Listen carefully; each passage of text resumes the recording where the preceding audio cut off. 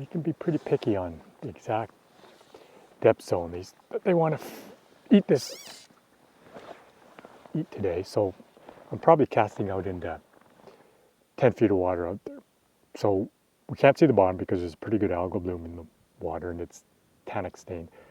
We don't know where in that 10 feet of water the fish want to eat, what zone they're comfortable eating in. They could only want to eat within 6 inches of the bottom or a foot of the bottom, or between 7.5 feet and 9 feet, or 7.5 feet and 8.5 feet. And that's why an indicator is good for playing with those different depth zones. There's a fish. And the rule of thumb, oh yeah, good fish, is to always fish starting closer to the bottom and higher up. And I just changed. I wasn't getting any strikes, so I just lowered my indicator so I was closer to the bottom.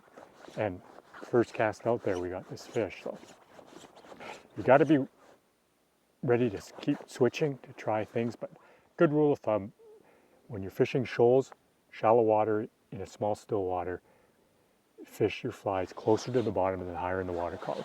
Unless there's an obvious mayfly hatch or caddisfly hatch and you can see them eating the adults.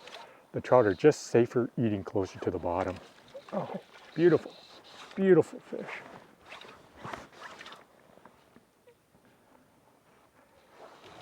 Oh, under the boat, under the boat, there he goes. This is a nice fish. It's just a beautiful, beautiful fish. Another thing I wanted to point out is you can see in the water here all the algae, and that's a blue-green algae that's growing in the lake.